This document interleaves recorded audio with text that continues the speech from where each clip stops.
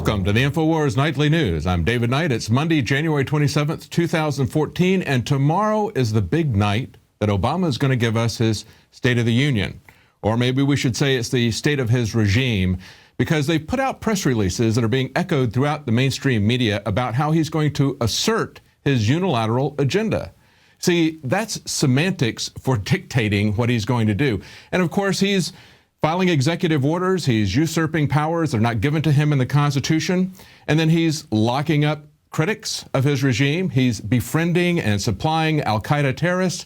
And tomorrow night, he's going to talk about how he's going to use his new powers that he's assumed to bypass immigration law. Now, look at how the mainstream media is picking this up everywhere. The new term, this is no longer dictator, this is now assert unilateral agenda. You'll see this everywhere. This is how they operate. They come up with these terms, these semantic terms that give them the high ground in an argument. If he were to say that he's just going to be giving executive orders, that sounds a little bit too authoritarian. But if he says he's going to assert a unilateral agenda, it's like, oh, this kind of sounds interesting. And a lot of people are picking it up just like they picked up gravitas. Remember how that term was picked up out of obscurity and started echoing throughout the media many years ago to really kind of a comical term? Well, now you see that with this new phrase. And how is that going to look?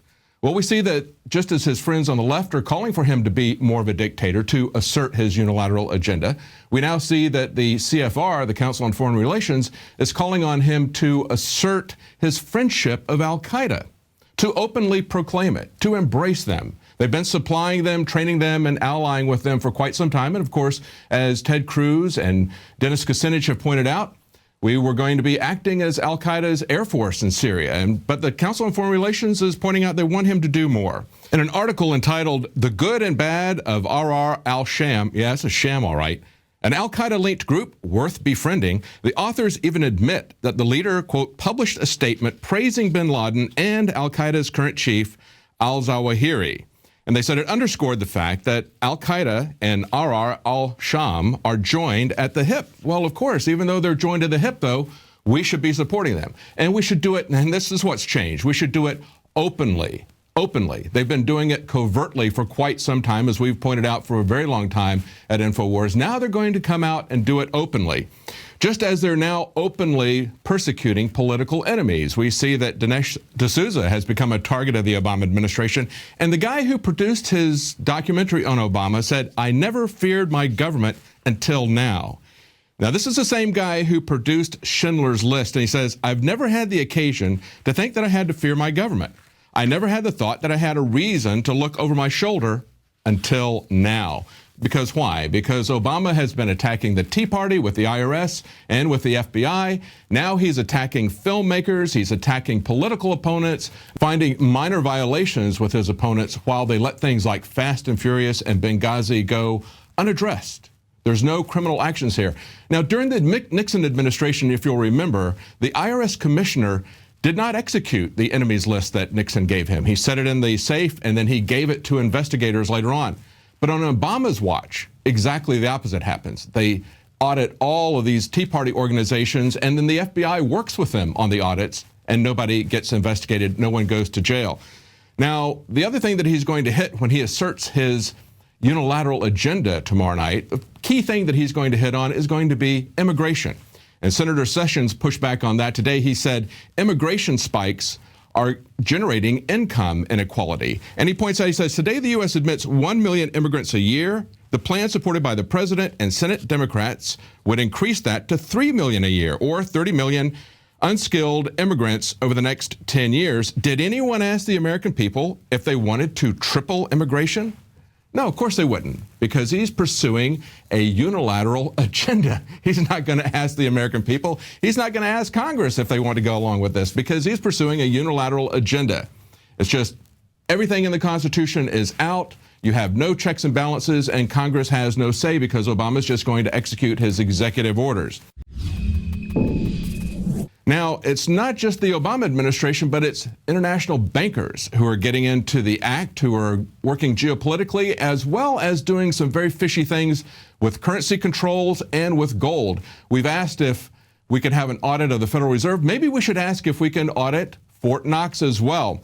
And in Kurt Nemo's story on InfoWars today, it says, since the end of the 18th century, Ukraine formed an important part of the Russian and Soviet state, and the Russian Black Sea Fleet is located in the Crimea as a port that's leased to Russia by the Ukraine. So both the U.S. and the EU have an interest in weakening Russia. While the leaders of the resistance may be taking money from George Soros, do you really believe that the common people on the ground understand what's going on? They're very upset because of the genocide that Stalin committed against that region, what was called the Holodomor. And that's something that the fellow who coined the term genocide pointed out. And it's interesting to look at that. That's what's galvanizing the people on the street. And there were 4 prongs to that attack. They cut off the political leadership. They co-opted the churches, said you're going to come along with the Russian Soviet line or you're going to be shut down. They then pulled in massive immigration, which in that case were other Russians, so that they could create competing groups, so they could get people who were going to support the government, and then they starved them to death in massive numbers. And it's interesting that we see similar parallels, don't we, to today in America. We see that they're bringing in massive immigration, which will balkanize the United States, people who will support their socialist agenda, as well as co-opting the churches, as well as coming at our food supply. But there's other things that the banksters are doing. And this is interesting that we had a hoax that got a lot of people panicked for a brief period of time.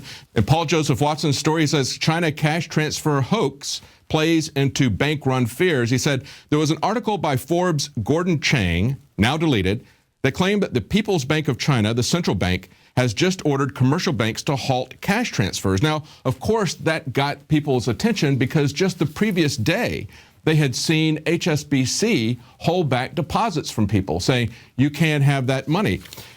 Because it's not just rumors of currency control and the example that we saw the day before with HSBC, but they're concerned about a major gold scandal. This is something that's been reported by Washington's blog as well as Zero Hedge. We've been picking up their stories and running them in InfoWars. This article from Washington's blog today says there's a major gold scandal going mainstream, and they say that, after all, nobody knows whether there's really 260 million ounces of gold in Fort Knox because the U.S. government won't let auditors inside. And, of course, we reported just last week that the German bank has been trying for a year to get their gold from the U.S. Federal Reserve, and they've simply refused to supply it. And over the last year, this is an article from the 20th, that was from Zero Hedge, and they said over the last year they've only gotten 37 tons out of 674 that the German bank has on storage with the Federal Reserve.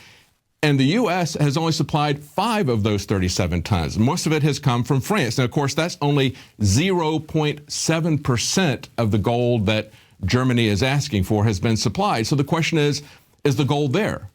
If a federal bank, if a central bank can refuse to give money to another central bank, do you think that they're really going to give you your fiat currency when you ask for it from the bank? That's exactly what we saw this weekend in the story about HSBC that I referred to. And that's one of the things that resonated with people when they saw this initial report about currency controls in China. People know that it's coming. We've seen this happen several times in banks. And now this most recent one just happened over the weekend. Bank run fears continue. HSBC restricts large cash withdrawals. This is from Zero Hedge. This came out of England, and we had listeners telling Radio 4's Money Box that they were stopped from withdrawing amounts that ranged from £5,000 to £10,000. When they came in, of course, they had the money in their account. They didn't deny that they had the money. They said when we presented them with a withdrawal slip, they declined to give us some money because we couldn't provide them with a satisfactory explanation for what the money was for. They wanted a letter from the person involved. Why should you have to give them a letter to get your money out? Why should the German bank have to wait for 8 years to get their gold out? What are they doing? If they're not going to give the gold to a German central bank, they're not going to give you your fiat currency when push comes to shove. Well, Democrats like Wendy Davis, running for governor here in Texas, like to portray themselves as pro-choice because it sounds so nice. But are they really pro-choice about anything other than whether you choose to kill your child? Now, if you want to educate your child and make those kind of educational choices, they oppose that. They want a government monopoly on all education. They want to force everyone into that. They don't want you to make decisions about your child's health, whether you should vaccinate them, make decisions about their insurance. And of course, they don't want you to make decisions about most things individually in your life where you would have some choice. But this week, we're celebrating Educational Choice Week, and we've got an article from Ron Paul. He says every week should be School Choice Week. And he points out when the government usurps control of education from parents, education can easily become indoctrination. Well, it's not a possibility. I would go much stronger than that. I would say it's not that it can become indoctrination. It was designed to be indoctrination from the very beginning. Of course, we have the book from Charlotte Iserby that we sell, Dumbing Us Down, The Deliberate Dumbing Down of America. And of course, this is something that's been going on since the mid-1800s. When I confronted Bill Ayers about his involvement in education, how he likes to portray himself as someone who's all about anarchy, and yet he's one of the biggest statists out there. He said, oh, there's never been any case where the government hasn't been involved in education. Well, it simply isn't true. They got involved because back in the 1840s in communist communities like the Oneida experiment, they were trying to reproduce things that Plato had suggested in his Plato's Republic. They wanted essentially to destroy the family, to cut the ties from parents to children. They wanted the community to raise the child, the village to raise the child, if you will. And so they had all kinds of sexual promiscuity and different definitions of marriage that they were doing back then. And they realized that even though it was a failure, the reason it was a failure was because they had to get the kids earlier. So that's what the educational establishment has been all about. That's the purpose of government education. It has been designed to get your kids at an early age so they can be brainwashed.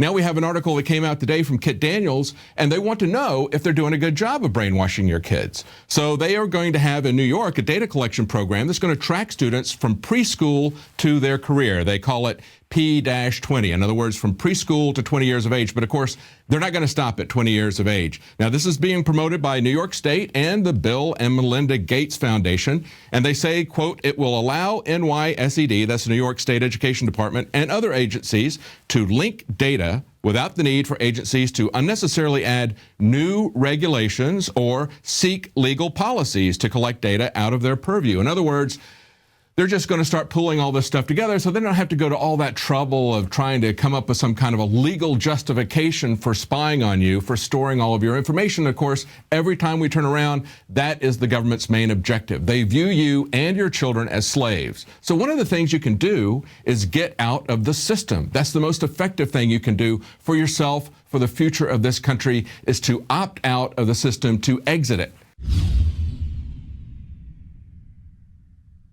My friends, Alex Jones here to tell you about some of the most important information concerning you and your family's health. Radiation levels have more than doubled in the last 60 years in the Northern Hemisphere from all of the nuclear testing and radiological accidents. Radioactive contamination is now in most of the food supply. There's only two ways to avoid this. Move south of the equator or properly protect your thyroid with nascent iodine. Looking to protect my family, I've done deep research. Nascent iodine is the purest, cleanest, absolute best form of iodine to protect yourself and your family. It's made right here in the USA, completely non-GMO. I searched out the best quality and now have developed a double-strength form of nascent iodine, exclusively available at InfoWarsLife.com. Nascent iodine is on record as one of the only safe ways to detox from fluoride poisoning. Survival Shield Nascent Iodine. Secure your super high-quality nascent iodine today at InfoWarsLife.com. That's InfoWarsLife.com. See the rest of the nightly news at our sister YouTube channel, The Info Warrior, or become a member of PrisonPlanet.tv and help us take the message of freedom and liberty to the next level. Thanks for watching, and please subscribe to this channel.